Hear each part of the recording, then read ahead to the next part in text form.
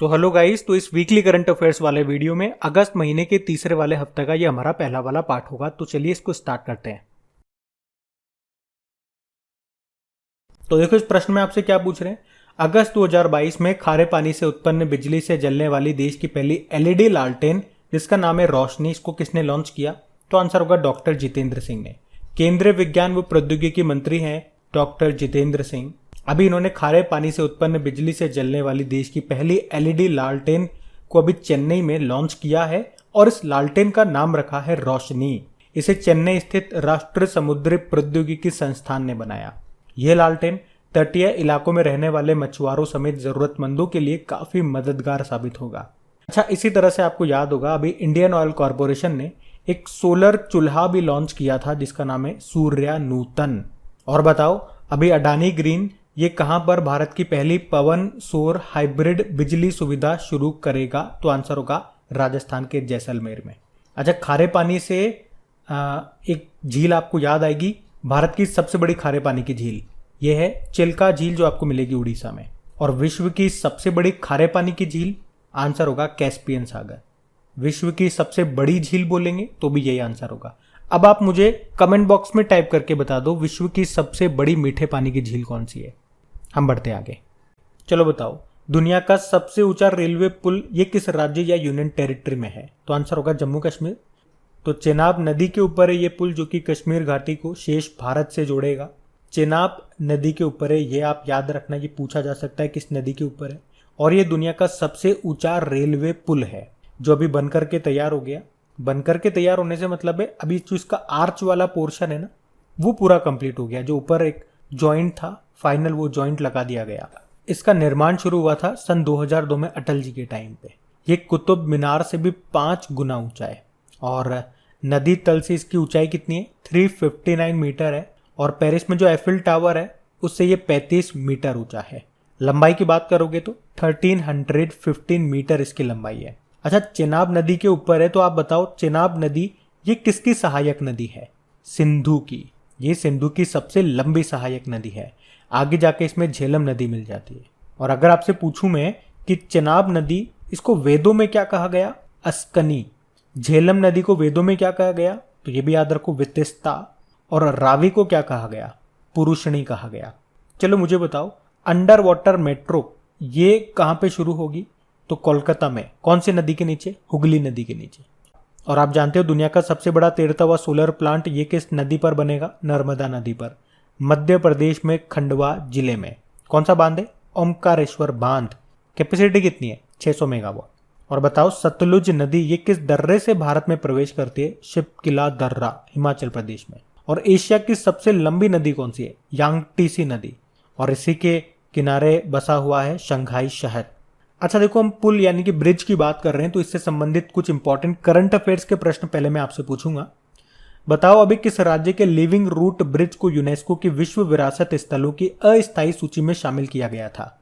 तो यह आपको मिलेगा मेघालय में। अभी दुनिया का सबसे लंबा सस्पेंशन ब्रिज कहां पे खोला गया? चेक रिपब्लिक में, जिसका नाम है स्काई ब्रिज 721 मीटर इसकी लंबाई है। और अगर पूछे कि भारत में कहां पर सबसे लंबा डबल डेकर फ्लाईओवर बना? नागपुर में, जिसकी लंबाई है 3.14 किलोमीटर। और अभी दुनिया का लंबा कांच का पुल ये कहां पे बना? वियतनाम में, जिसका नाम क्या है? व्हाइट ड्रैगन, जिसकी लंबाई है 632 मीटर। और अभी ईस्टर्न ब्रिज नाम का एक्सरसाइज किया था हमने, किसके साथ? ओमान के साथ। कहां पर किया था? राजस्थान में। तो ये सारे इंपॉर्टेंट पॉइंट्स आपको याद रखने हैं। काफी सारे इंपॉर्टेंट पॉइंट्स हमने पढ़े तो इनको याद जरूर रखना। प्रश्न फंसेंगे तो यहां से फंसेंगे। बढ़ते आगे। फिर बताओ, अगस्त 2022 में सैनिटरी प्रोडक्ट फ्री में मुहैया कराने वाला दुनिया का पहला देश कौन सा बन गया है? तो आंसर होगा स्कॉटलैंड। तो अभी स्कॉटलैंड ये सैनिटरी प्रोडक्ट को फ्री में उपलब्ध कराने वाला दुनिया का पहला देश बन गया है। तो सभी के लिए पीरियड प्रोडक्ट्स का कानून बन जाने से सरकार ने एक साल में 24 मिलियन पाउंड खर्च का अनुमान लगाया है। आपको याद होगा 1-2 साल पहले हमने पढ़ा था कि स्कॉटलैंड इसने स्कूल में, कॉलेजों में और यूनिवर्सिटीज में पीरियड प्रोडक्ट्स को मुफ्त मुहैया कराने की शुरुआत की थी। और अब ये दुनिया का पहला देश बन गया है सैनिटरी प्रोडक्ट्स फ्री में उपलब्ध कराने वाला। चलो, इसी से संबंधित एक प्रश्न आपका बनेगा करंट अफेयर्स का कि भारत का पहला सैनिटरी नैपकिन मुक्त गांव कौन सा बना? तो आंसर होगा केरल का कुंभलांगी गांव। अच्छा, स्कॉटलैंड से कुछ याद आया। कोप 26 का आयोजन हुआ था 2021 के अक्टूबर में। कहाँ पे? ग्लासगो स्कॉटलैंड में। और इस साल कोप 27 का आयोजन होगा मिस्र यानी कि इजिप्ट में। और अगले साल यूनाइटेड अरब अमीरात में होगा कोप 28 का आयोजन। स्कॉटलैंड के कैपिटल होती है एडिनबर्ग, याद रखना। बढ़ते हैं आगे। चलो बताओ, अभी हाल ही में कौन सा देश ओमिक्रॉन वेरिएंट के लिए कोविड-19 वैक्सीन को मंजूरी देने वाला पहला देश बना? तो आंसर होगा यूके। तो अभी ब्रिटेन ने एक ऐसी बूस्टर डोज को मंजूरी दी है जो ओरिजिनल कोरोना स्ट्रेन और ओमिक्रॉन दोनों वेरिएंट के खिलाफ कारगर है। और इसी के साथ ब्रिटेन पहला ऐसा देश बन गया जिसने इस तरह की वैक्सीन को मंजूरी दी है। वैक्सीन का नाम है एडवांस मॉडर्ना वैक्सीन। और भारत ने जानवरों के लिए अपनी पहली स्वदेशी वैक्सीन जो बनाई थी उसका नाम क्या है? एनोकोवैक्स नाम है उसका। बढ़ते हैं आगे। चलो बताओ, अभी हाल ही में भारत ने किस देश को पहला डोर्नियर विमान सौंपा है? तो आंसर होगा श्रीलंका। तो अभी भारत ने एक समारोह के दौरान श्रीलंका के जो प्रेसिडेंट है ना, रानिल विक्रमसिंघे, उनकी उपस्थिति में श्रीलंका की नौसेना को डोर्नियर 228 समुद्री निगरानी विमान सौंपा है। इसका मकसद क्या है? दोनों देशों के बीच द्विपक्षीय रक्षा साझेदारी को और बढ़ावा देना। तो ये श्रीलंका की तत्काल सुरक्षा आवश्यकताओं को पूरा करने में मदद करेगा। और श्रीलंकाई बेड़े में शामिल होने वाला ये पहला डोर्नियर विमान है। तो जो भारत है ये श्रीलंका को 2 डोर्नियर विमान उपलब्ध कराएगा, जिसका निर्माण कौन कर रहा है? Hindustan aeronautical limited. और आपको याद होगा जो हमारी इंडियन एयरफोर्स है किस वर्ष तक मिग-21 बाइसन विमान को बाहर कर देगी, यानी कि रिटायर्ड कर देगी? तो आंसर होगा 2025 तक। और अभी रशिया ने, आपको याद होगा, दुनिया का सबसे बड़ा विमान था मारिया, इसको तबाह कर दिया। इसको ही एंटोनोव 225 विमान भी कहते थे। और ये किस देश के पास था? यूक्रेन के पास। तो जब इन दोनों की लड़ाई हुई थी तो रशिया ने उसको तोड़फोड़ कर दिया था। और भारत के पहले स्वतंत्रता विमान वाहक पोत का नाम क्या है? INS विक्रांत है। और राकेश झुनझुनवाला जी का भी अभी निधन हो गया और उनकी पहली एयरलाइन का नाम है अकाशा। ये भी आप याद रखिएगा। बढ़ते आगे। इस प्रश्न में आपसे पूछ रहे हैं, अभी हाल ही में किस पाकिस्तानी क्रिकेटर को पाकिस्तान का तीसरा सर्वोच्च नागरिक सम्मान सितारा-ए-इम्तियाज देने की घोषणा की गई? तो आंसर होगा बाबर आजम को। तो पाकिस्तान क्रिकेट टीम के कप्तान है बाबर आजम और इनको पाकिस्तान के तीसरे सर्वोच्च नागरिक सम्मान सितारा-ए-इम्तियाज देने की अभी घोषणा की गई है। इनके अलावा पाकिस्तान महिला क्रिकेट टीम की जो कप्तान है बिस्माह मारूफ, इनको तमगा-ए-इम्तियाज देने की घोषणा की गई। आपको याद होगा अभी कुछ समय पहले वेस्ट इंडीज के जो पूर्व कप्तान है डैरन सैमी, उनको भी पाकिस्तान ने सितारा-ए-पाकिस्तान से सम्मानित किया था। और बिल गेट्स को पाकिस्तान का दूसरा सबसे बड़ा नागरिक सम्मान दिया गया जिसको कहते हैं हिलाल-ए-पाकिस्तान। अच्छा, वैसे अभी दलाई लामा से आपको याद आएगा लद्दाख का सर्वोच्च नागरिक सम्मान मिला इनको, जिसको कहते हैं डिपाल RN जेम डस्टन। और कांग्रेस के वरिष्ठ नेता शशि थरूर, इनको फ्रांस का सर्वोच्च नागरिक सम्मान मिलेगा। और अभी एक कन्नड़ अभिनेता है पुनीत राजकुमार, पिछले साल निधन हो गया था, इनको मरणोपरांत मिलेगा कर्नाटक रत्न पुरस्कार। और रतन टाटा जी को असम ने अपना सर्वोच्च नागरिक सम्मान दिया जिसको कहते हैं असम वैभव। तो ये सारे पॉइंट्स आप एक्स्ट्रा में याद रखना। बढ़ते हैं आगे। चलो फिर बताओ, Indian film festival of Melbourne awards 2022 में लाइफ टाइम अचीवमेंट पुरस्कार किसे प्रदान किया गया? तो आंसर होगा कपिल देव को।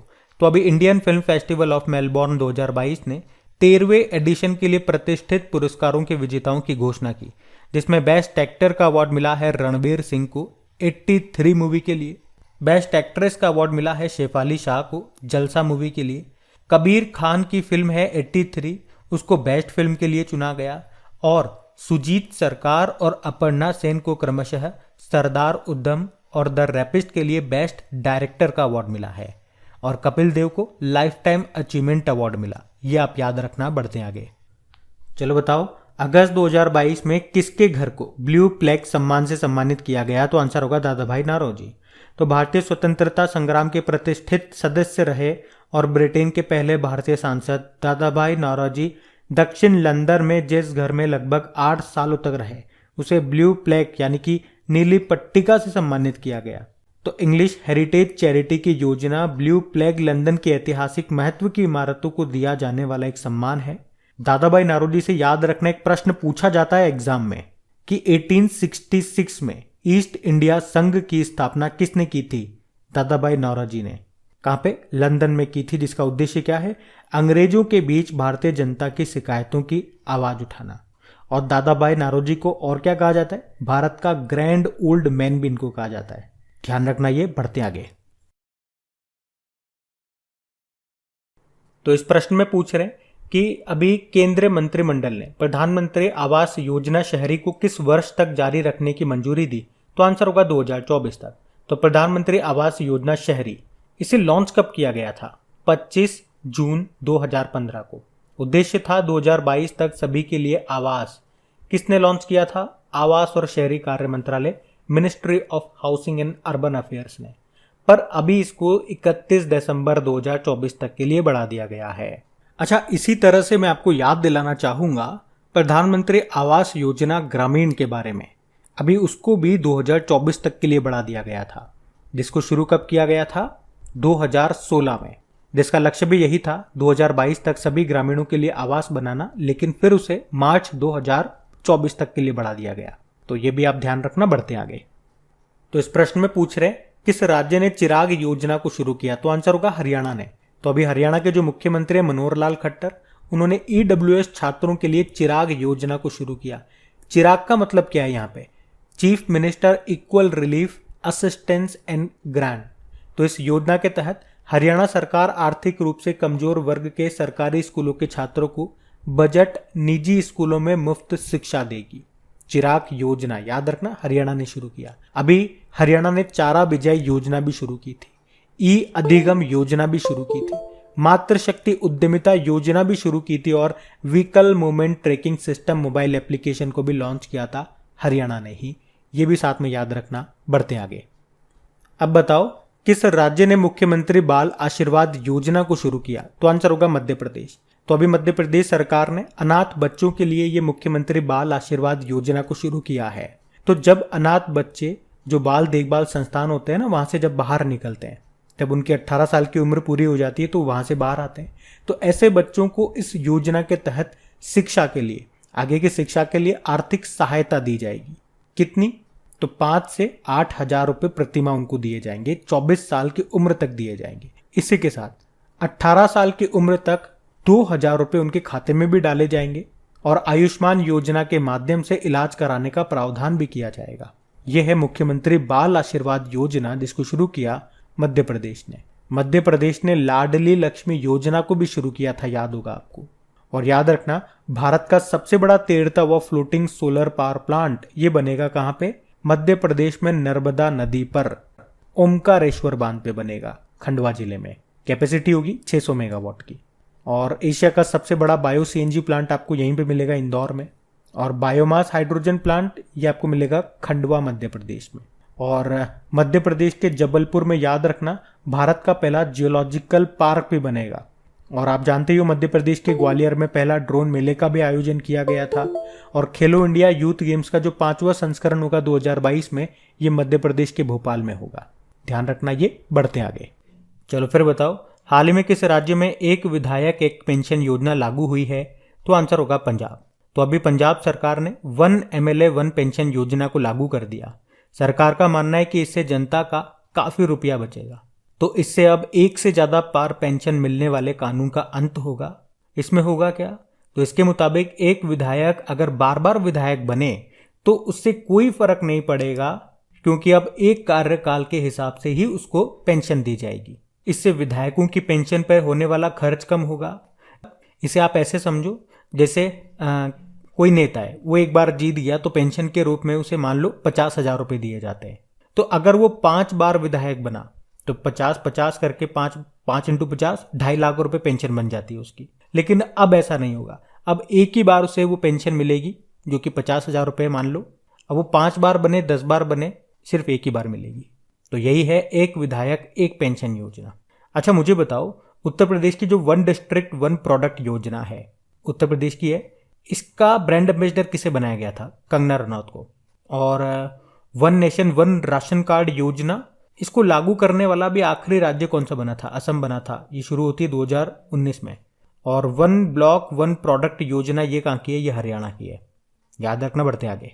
अच्छा बताओ, अगस्त 2022 में भारतीय रेलवे सुरक्षा बल ने यात्रियों को 24 घंटे सुरक्षा प्रदान करने के लिए भी कौन सी पहल शुरू की? तो आंसर होगा ऑपरेशन यात्री सुरक्षा। तो अभी रेलवे प्रोटेक्शन फोर्स ने ऑपरेशन यात्री सुरक्षा नाम से एक अभियान शुरू किया। तो इस अभियान के तहत यात्रियों को 24 घंटे सुरक्षा प्रदान करने के लिए कई कदम उठाए गए। अच्छा, रेल मंत्री कौन है हमारे? अश्विनी वैष्णव है। पहले रेल मंत्री थे जॉन मथाई। रेलवे बोर्ड के नए चेयरमैन और सीईओ कौन बने? विनय कुमार त्रिपाठी बने। याद रखना, बढ़ते आगे। अब आप बताओ, अगस्त 2022 में किस राज्य या यूनियन टेरिटरी के मुख्यमंत्री ने make in India number 1 mission की घोषणा की? तो आंसर होगा दिल्ली। तो दिल्ली के मुख्यमंत्री कौन? अरविंद केजरीवाल। अभी उन्होंने 17 अगस्त 2022 को make in India number 1 mission की घोषणा की है। इसे दिल्ली के तालकटोरा स्टेडियम में लॉन्च किया गया।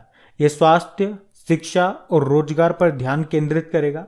अरविंद केजरीवाल वे लोगों को इस पहल में शामिल करने और इसके उद्देश्य को प्राप्त करने के लिए प्रोत्साहित करने के लिए इस मिशन के हिस्से के रूप में देश भर की यात्रा करेंगे।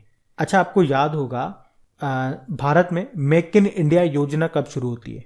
25 सितंबर 2014 को, जिसका उद्देश्य क्या है? देश में वे निर्माण क्षेत्र को बढ़ावा देना। चलो अब बताओ, अभी दिल्ली के उपराज्यपाल लेफ्टिनेंट गवर्नर कौन बने और दिल्ली हाईकोर्ट के नए चीफ जस्टिस कौन बने थे? ये आप कमेंट बॉक्स में लिख के बताओ, हम बढ़ेंगे आगे। चलो फिर बताओ, अभी हाल ही में किसे भारत और पाकिस्तान में United nation military observer group in India in Pakistan के प्रमुख के रूप में नियुक्त किया गया? तो आंसर होगा गुइलेर्मो पाब्लो रियोस। तो अभी संयुक्त राष्ट्र महासचिव हैं एंटोनियो गुतेरेस। अभी उन्होंने अर्जेंटीना के गुइलेर्मो पाब्लो रियोस को भारत और पाकिस्तान में संयुक्त राष्ट्र सैन्य पर्यवेक्षक समूह के मिशन प्रमुख और मुख्य सैन्य पर्यवेक्षक के रूप में नियुक्त किया है। अच्छा, ये जो United nation military observer group in Pakistan and India है, इसकी स्थापना हुई थी 1947 में। क्यों की गई थी स्थापना? तो जम्मू कश्मीर के लिए भारत और पाकिस्तान के बीच में युद्ध विराम की निगरानी करने के लिए इसकी स्थापना की गई थी। तो याद रखना, ये जो गुइलेर्मो पाब्लो रियोस है, ये कहाँ से है? अर्जेंटीना से है। वही अर्जेंटीना जिसकी कैपिटल बुएनोस आयर्स है। अच्छा, अर्जेंटीना में जो घास के मैदान है उनको क्या कहा जाता है? पंपास घास के मैदान। आपको याद होगा, अभी यूनाइटेड नेशन में बांग्लादेश की जो परमानेंट रिप्रेजेंटेटिव थी रबाब फातिमा, उनको under secretary general of United nation बनाया गया। भारतीय अमनदीप सिंह गिल को प्रौद्योगिकी पर संयुक्त राष्ट्र प्रमुख का दूत नियुक्त किया गया और लेफ्टिनेंट जनरल मोहन सुब्रमण्यम को दक्षिण सूडान में संयुक्त राष्ट्र मिशन का फोर्स कमांडर बनाया गया था। जबकि भारतीय अर्थशास्त्री हैं जयति घोष, उनको संयुक्त राष्ट्र के सलाहकार बोर्ड में अभी शामिल किया गया था। अब आप मुझे फटाफट से लिख के बता दो, यूनाइटेड नेशन इसकी स्थापना कब हुई थी और इसका मुख्यालय कहाँ पर है? क्योंकि इसके महासचिव तो बता दिए ना आपको, एंटोनियो गुतेरेस है। बढ़ते आगे। फिर बताओ, अगस्त 2022 में अभी उत्तराखंड के नए ब्रांड एम्बेसडर कौन बने? तो आंसर होगा ऋषभ पंत। तो उत्तराखंड सरकार, इन्होंने भारतीय क्रिकेटर ऋषभ पंत को अपना ब्रांड एम्बेसडर बनाया। इससे पहले अक्षय कुमार को भी बनाया था। चलो बताओ, अभी उत्तर प्रदेश में एक जिला एक उत्पाद अभियान का ब्रांड एम्बेसडर किसे बनाया गया था? कंगना रनौत को। आप जानते हो अवनी लखेरा के बारे में, शूटर हैं, जयपुर की रहने वाली है और अभी टोक्यो पैरालंपिक में ये हमारे लिए गोल्ड जीत करके लाई थी। तो राजस्थान में बेटी बचाओ बेटी पढ़ाओ का ब्रांड एम्बेसडर इन्हीं को बनाया गया। और ये प्रश्न अभी एग्जाम में पूछा गया था, किसी एक एग्जाम में पूछा गया था ये प्रश्न, ये याद रखना। और दीपिका पादुकोण लुई वुइटन की ब्रांड एम्बेसडर बनने वाली पहली भारतीय बनी थी, ये याद रखना। ये बढ़ते आगे।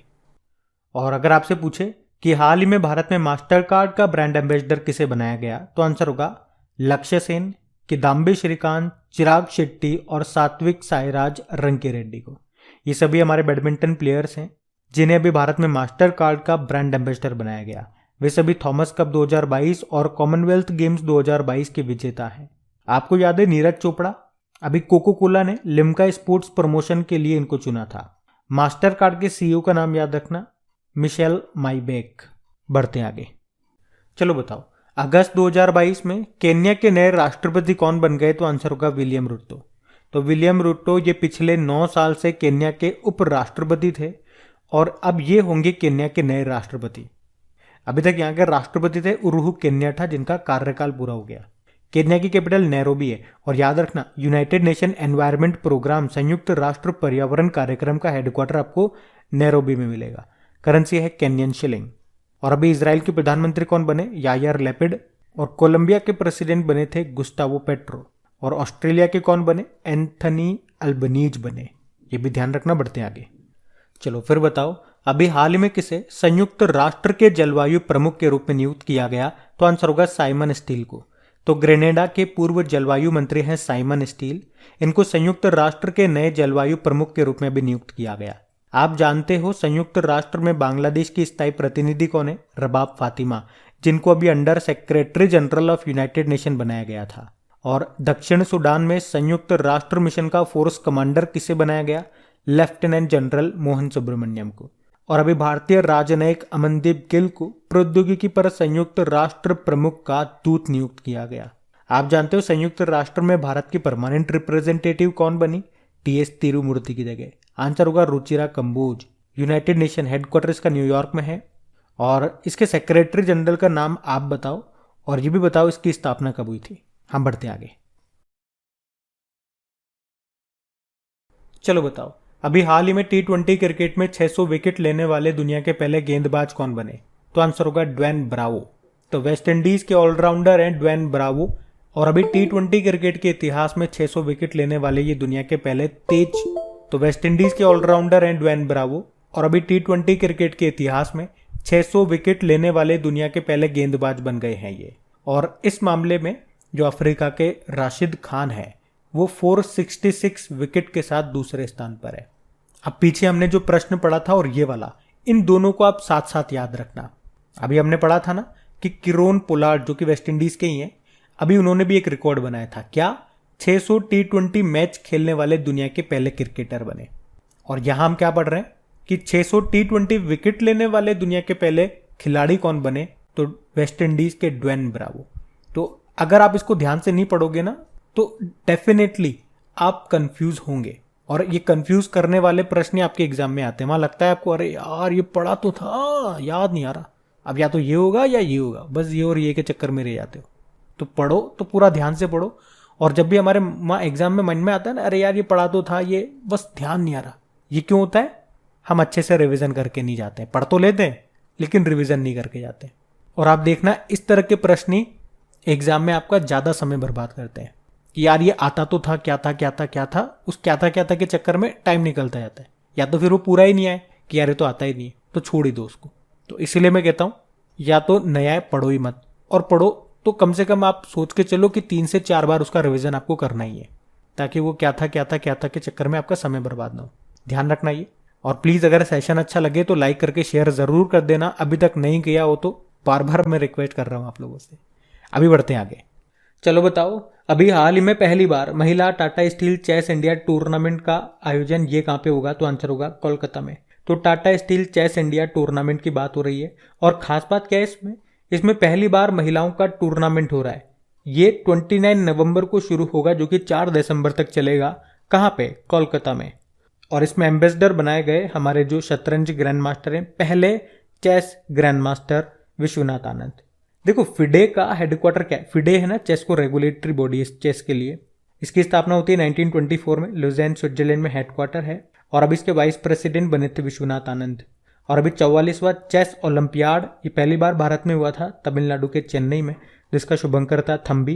इसको जीता किसने? उज्बेकिस्तान ने। और अगले बार जो चेस ओलंपियाड होंगे यानी कि 2024 वाले वो हंगरी के बुडापेस्ट में होंगे, और 2026 वाले वो होंगे उज्बेकिस्तान में। तो ये पॉइंट्स भी ध्यान रखना। बढ़ते हैं आगे। फिर बताओ, अभी हाल ही में big bull of Dalal street के नाम से फेमस किस व्यक्ति का निधन हो गया? तो आंसर होगा राकेश झुनझुनवाला का। तो दलाल स्ट्रीट के बिग बुल के नाम से मशहूर निवेशक थे ये राकेश झुनझुनवाला, जिनका अभी 62 वर्ष की उम्र में निधन हो गया। लगभग $5.8 बिलियन की अनुमानित संपत्ति के साथ वे भारत के 36वें सबसे अमीर अरबपति थे। इन्हें भारत का वॉरेन बफे भी कहा जाता था। और याद रखना इन्होंने एक एयरलाइन भी शुरू की थी। तो ये प्रश्न आपके एग्जाम में आ सकता है। उस एयरलाइन का नाम क्या है? अकासा एयरलाइन, जिसकी पहली उड़ान उड़ाई गई थी 7 अगस्त 2022 को। चलो बताओ, एशिया का सबसे पुराना स्टॉक एक्सचेंज कौन सा है? तो याद रखना बॉम्बे स्टॉक एक्सचेंज, जिसके अभी एमडी सीईओ बने थे एसएस मुंदड़ा। और आप अब बताएंगे नेशनल स्टॉक एक्सचेंज के नए एमडी सीईओ अभी कौन बने थे? बाकी SEBI security and exchange board of India, काम क्या है इसका? स्टॉक मार्केट को रेगुलेट करना। और अभी इसकी पहली महिला अध्यक्ष कौन बनी थी? माधवीपुरी बुच बनी थी, ये भी याद रखना। और अभी एक प्रश्न है जो किसी एग्जाम में पूछा गया था कि चटगांव स्टॉक एक्सचेंज ये कहाँ का है। तो ये मैंने आपको करंट अफेयर्स के रिवीजन वाले वीडियो में भी बताया था। तो अगर आप वो रिवीजन वाला वीडियो देखते होंगे तो इस तरह के प्रश्न हम वहाँ पे डिस्कस करते हैं जो आपके एग्जाम में पूछे जाते हैं। तो आंसर होगा बांग्लादेश। बढ़ते हैं आगे। चलो बताओ, बीसीसीआई के पूर्व सचिव का निधन हो गया, उनका नाम क्या है? अमिताभ चौधरी है। बीसीसीआई के पूर्व सचिव और झारखंड राज्य क्रिकेट संघ के पूर्व अध्यक्ष रहे अमिताभ चौधरी का भी निधन हो गया। और अमिताभ से एक और अमिताभ याद आएंगे, अमिताभ बच्चन नहीं, अमिताभ कांत। नीति आयोग के पूर्व सीईओ हैं ये अमिताभ कांत, लेकिन अभी इनको क्या बनाया गया? G20 के लिए भारत का शेरपा बनाया गया। और वैसे नीति आयोग के नए सीईओ कौन बन गए? परमेश्वरन अय्यर। और नीति आयोग के अभी नए उपाध्यक्ष भी बने थे डॉक्टर सुमन के बेरी। बाकी आप जानते हो बीके सिंघल भारतीय इंटरनेट के जनक थे, ये निधन हो गया इनका। और डॉक्टर वी कृष्णमूर्ति भारतीय सार्वजनिक उपक्रमों का जनक यानी कि पब्लिक सेक्टर यूनिट्स का जनक कहा जाता था, निधन हो गया। इन्होंने भेल में, सेल में, मारुति इंडस्ट्रीज में काम किया अध्यक्ष के रूप में। और बीसीसीआई के अध्यक्ष कौन है? सौरव गांगुली हैं। जय शाह इसके सचिव हैं। मुंबई में हेडक्वार्टर मिलेगा। बढ़ते आगे। चलो बताओ, हाल ही में अरुणाचल प्रदेश के तीसरे हवाई अड्डे का नाम क्या रखा गया? तो आंसर होगा डोनी पोलो हवाई अड्डा। तो अभी अरुणाचल प्रदेश सरकार ने अपने तीसरे हवाई अड्डे का नाम डोनी पोलो हवाई अड्डे रखा है, जो ईटानगर में निर्माणाधीन है। ये राजधानी शहर का एकमात्र हवाई अड्डा है और पासीघाट और तेजू हवाई अड्डे के बाद राज्य का तीसरा है। तो राज्य की जनजातीय भाषा में डोनी का मतलब होता है सूर्य और पोलो का मतलब होता है चंद्रमा। चलो मुझे बताओ, हरियाणा के हिसार एयरपोर्ट का नाम बदल के क्या रखा गया था? Maharaja Agrasen international airport. अयोध्या हवाई अड्डे को अब मर्यादा पुरुषोत्तम श्री राम हवाई अड्डा बोलेंगे।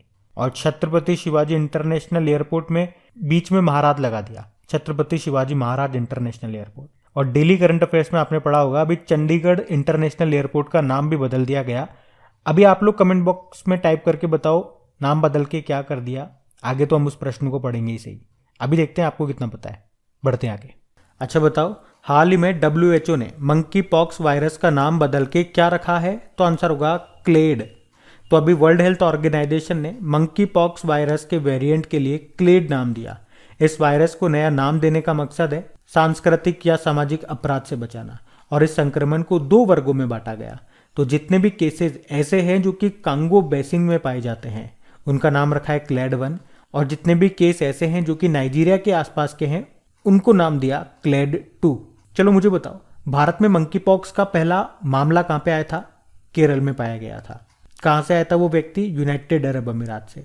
पूछें भारत में पहली व्यक्ति मंकी पॉक्स के कारण कहाँ पे हुई थी? तो वो भी केरल में हुई थी, उसी व्यक्ति की हुई थी। और इसी से अगर आप तुलना करोगे कोविड की, तो कोविड-19 का पहला मामला केरल में ही आया था, लेकिन डेथ कर्नाटक में हुई थी, पहली डेथ।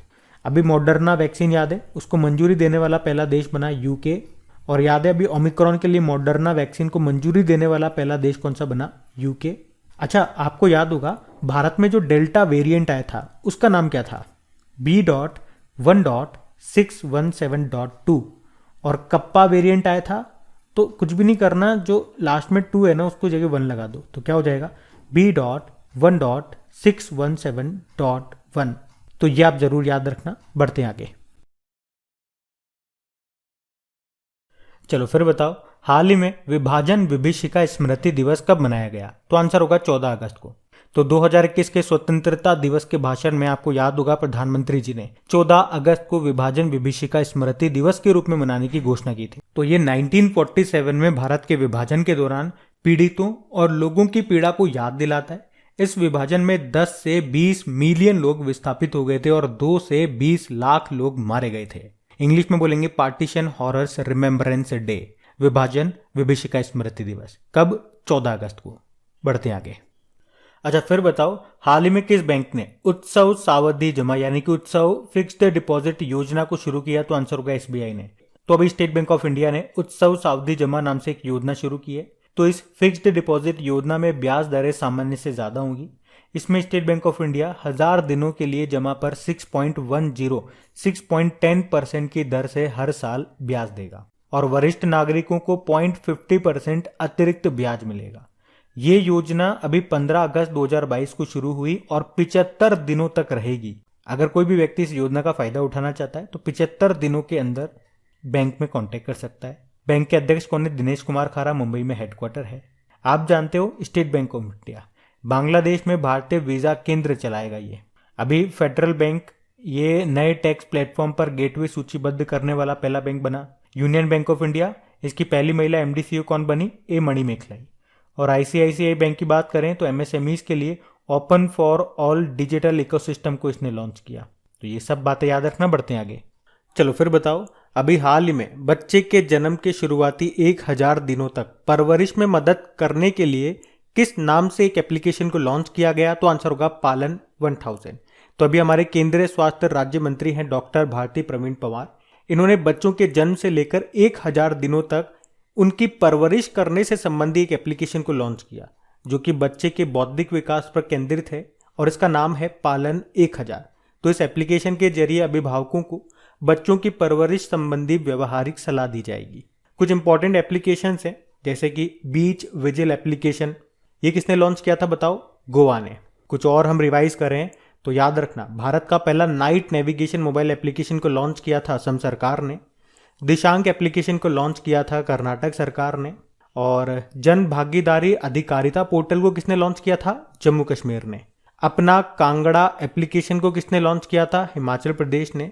साथी मोबाइल एप्लीकेशन को लॉन्च किया था security and exchange board of India ने। कौशल रोजगार निगम पोर्टल को लॉन्च किया था हरियाणा ने। और भारत के पहले ई मछली बाजार एप्लीकेशन फिश वाले को किसने लॉन्च किया था? असम ने। भूगर्भ जल पोर्टल को किसने लॉन्च किया था? उत्तर प्रदेश ने।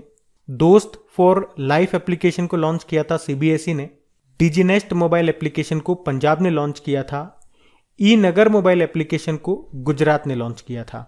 और आपको बताया, भूकंप से पहले लोगों को चेतावनी संदेश देने के लिए भूकंप अलर्ट एप्लीकेशन को लॉन्च करने वाला पहला राज्य कौन सा बना था? तो आंसर होगा उत्तराखंड। तो ये कुछ इंपॉर्टेंट एप्लीकेशन जो आपके न्यूज में थी, हमने रिवाइज करा, इनको ध्यान रखना। बढ़ते हैं आगे।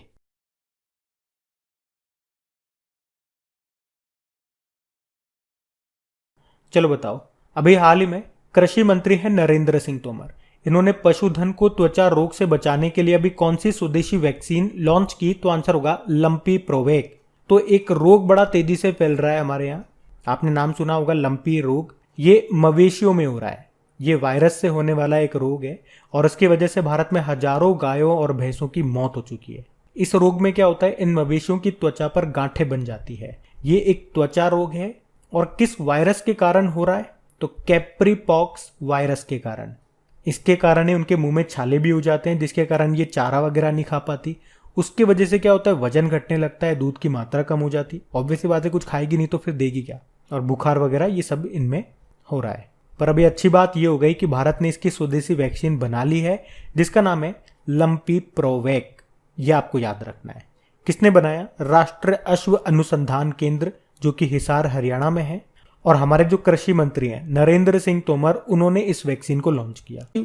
वैसे हमारे पशु मंत्री कौन है? पुरुषोत्तम रूपाला है।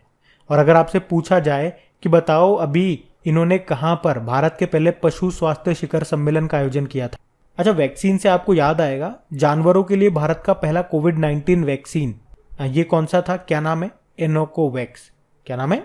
एनोकोवैक्स। और अगर आपसे पूछे ना कि सड़क पर रहने वाले जानवरों के लिए भारत की पहली एम्बुलेंस ये कहां पे शुरू हुई थी? तो तमिलनाडु के चेन्नई में। और देश का पहला एनिमल वॉर मेमोरियल ये कहां पे खुलेगा? मेरठ में खुलेगा। ये पॉइंट भी ध्यान रखना इंपॉर्टेंट है। बढ़ते आगे। चलो बताओ, अभी किस देश के राष्ट्रपति ने वैश्विक शांति के लिए 3 सदस्यीय आयोग बनाने के लिए संयुक्त राष्ट्र को लिखित प्रस्ताव सौंपने की घोषणा की? तो आंसर होगा मैक्सिको। और मैक्सिको के राष्ट्रपति कौन है? एंड्रेज मैनुअल लोपेज ओब्राडोर। तो अभी इन्होंने एक आयोग बनाने की बात कही है। और ये आयोग क्यों बनाया जाएगा? तो ये आयोग वैश्विक शांति, ग्लोबल पीस को स्थापित करने के लिए बनाया जाएगा। तो इसके लिए ये संयुक्त राष्ट्र को एक लिखित प्रस्ताव भेजेंगे। अब इसमें खास बात क्या है, ये हमारे लिए इंपॉर्टेंट क्यों है? तो सुनो, इस आयोग में इन्होंने कहा कि 3 मेंबर होंगे भैया। एक तो भारत के प्रधानमंत्री नरेंद्र मोदी, इसीलिए ये प्रश्न इंपॉर्टेंट है। दूसरे व्यक्ति पोप फ्रांसिस। और तीसरे संयुक्त राष्ट्र के महासचिव एंटोनियो गुतेरेस। ये आयोग 5 साल के लिए बनेगा। तो ये प्रस्ताव कौन भेजेंगे? मैक्सिको के राष्ट्रपति, जिनका नाम क्या है? मैनुअल लेब्राडोर नहीं, ओब्राडोर। मैक्सिको की कैपिटल क्या होती है? मैक्सिको सिटी होती है। और यहां से आपको याद आएगा मैक्सिको का एक शहर है ग्वाडलाजारा, ये न्यूज में था क्योंकि यूनेस्को ने वर्ल्ड बुक कैपिटल फॉर 2020 बनाया था ग्वाडलाजारा को, तब ये न्यूज में था, याद रखना। बढ़ते आगे। फिर बताओ अगस्त 2022 में देश का 32वां हाथी अभ्यारण्य ये किस राज्य में बना? तो आंसर होगा तमिलनाडु। तो अभी वर्ल्ड एलिफेंट डे ये था 12 अगस्त को, और उसी मौके पर केंद्र ने अगस्त मलाई में एक और हाथी अभ्यारण्य की स्थापना की घोषणा की। तो इस तरह से ये देश का 32वां और तमिलनाडु का 5वां एलिफेंट रिजर्व होगा। चलो आप मुझे बताओ, लेमुरु एलिफेंट रिजर्व ये कई बार एग्जाम में पूछे जाने वाला प्रश्न है। कहां पर है ये आपको मिलेगा छत्तीसगढ़ में। और भारत में प्रोजेक्ट एलिफेंट कब आया? 1992 में। सेबी की स्थापना भी 1992 में होती है ना। और प्रोजेक्ट टाइगर पूछेंगे तो 1973 में आया। और यहां से एक प्रश्न और पूछूंगा मैं आपसे कि अभी एशिया के सबसे लंबे दांत वाले हाथी जिसका नाम था भोगेश्वर, उसकी प्राकृतिक कारणों से अभी डेथ हो गई थी, मौत हो गई। कहां पे? कर्नाटक के बांदीपुर टाइगर रिजर्व में। तो आपसे प्रश्न पूछ सकते हैं कि बांदीपुर टाइगर रिजर्व कहां पर है, क्योंकि ये न्यूज में था, कर्नाटक में है। तो इस तरह से प्रश्न बनते हैं एग्जाम में, ये ध्यान रखना। बढ़ते आगे। चलो फिर बताओ अगस्त 2022 तक भारत में रामसर स्थलों की संख्या कितनी हो गई है? तो आंसर होगा 75 हो गई। तो अब एक बार फिर रामसर स्थलों की सूची में 11 और आर्द्रभूमि स्थलों को शामिल किया गया। और आप जानते ही हो आजादी का अमृत महोत्सव है भैया। तो अब भारत में रामसर साइट्स भी कितनी हो गई है? 75 हो गई है। तो 75 करने के लिए इन लोगों ने 11 आर्द्रभूमियों को शामिल किया, जिसमें से 4 तमिलनाडु से हैं, 3 उड़ीसा से हैं, 2 जम्मू कश्मीर से हैं और एक मध्य प्रदेश और महाराष्ट्र से हैं। देखो अगर यहां पे आपसे घुमा के प्रश्न पूछ लिया जाए कि सबसे ज्यादा रामसर स्थल ये किस राज्य में है, तो फिर आंसर करना आप तमिलनाडु, 14 है यहाँ पे। दूसरे नंबर पे उत्तर प्रदेश, यहाँ पे 10 है। रामसर स्थल की बात करें तो ये एक आर्द्रभूमि स्थल है जिसे रामसर कन्वेंशन के तहत अंतर्राष्ट्रीय महत्व के लिए नामित किया गया। इस कन्वेंशन को आर्द्रभूमि कन्वेंशन के रूप में भी जाना जाता है और इस कन्वेंशन को 2 फरवरी 1971 1971 को ईरानी शहर रामसर में अपनाया गया था। इसीलिए तो 2 फरवरी को आप वर्ल्ड वेटलैंड डे मनाते हो। भारत ने इसे कब अपनाया, ये भी तो प्रश्न बनेगा। 1 फरवरी 1982 1982। और भारत की पहली रामसर साइट भी याद रखो, चिल्का लेक है जो आपको मिलेगी उड़ीसा में, और ये भारत की सबसे बड़ी खारे पानी की लगून झील है। अच्छा अगर आपसे पूछा जाए कि भारत में टोटल कितने यूनेस्को वर्ल्ड हेरिटेज साइट्स हैं, तो 40 हैं। 40वां बना था गुजरात का धोलावीरा, और उससे पहले 39 नंबर का बना था रामप्पा मंदिर। और टोटल अमूर्त धरोहरें कितनी हैं? 14 हैं। 14वीं बनी थी दुर्गा पूजा जो कि पश्चिम बंगाल की है। और नवीनतम नेशनल पार्क कौन सा है? देहिंग पटकई नेशनल पार्क है जो असम का है। और नवीनतम टाइगर रिजर्व कौन सा है? गुरु घासीदास टाइगर रिजर्व जो कि छत्तीसगढ़ का है। और कौन से नंबर का? ये 53 नंबर का है। उससे पहले 52 नंबर का था राजस्थान का रामगढ़ विषधारी अभ्यारण्य। चलो आप ये बताओ, जो ये रामसर शहर है ना ईरान का, ये किस झील के किनारे स्थित है? कैस्पियन सागर। और कैस्पियन सागर याद रखना ये दुनिया की सबसे बड़ी झील है, या यूं भी कह सकते हो ये दुनिया की सबसे बड़ी खारे पानी की झील है। दोनों कहना सही है इसके बारे में, याद रखना। बढ़ते हैं आगे। चलो बताओ सरकार ने सभी सशस्त्र बलों के कर्मियों के लिए 75वीं स्वतंत्रता वर्षगांठ पदक की स्थापना की। अभी इसकी लागत प्रति पदक कितनी होगी? तो आंसर होगा 96 रुपीज। तो भारत की स्वतंत्रता के 75वें वर्ष के उपलक्ष्य में सरकार ने सभी सशस्त्र बल कर्मियों के लिए 75वीं स्वतंत्रता वर्षगांठ पदक की स्थापना की है। पदक की लागत संबंधित राज्यों के द्वारा वहन की जाएगी, जो लगभग 96 रुपीज प्रति पदक के हिसाब से होगी। और मेडल पे क्या लिखा होगा? स्वतंत्रता की पंच संपत्ति जयंती। इसमें एक तरफ राष्ट्र चिन्ह भी होगा और दूसरी तरफ अशोक चक्र होगा। और मेडल पर 1947 से 2022 लिखा हुआ होगा। एक्चुअली में हर 25 साल में ऐसे मेडल सशस्त्र बलों और केंद्रीय सशस्त्र पुलिस बलों को दिए जाते हैं।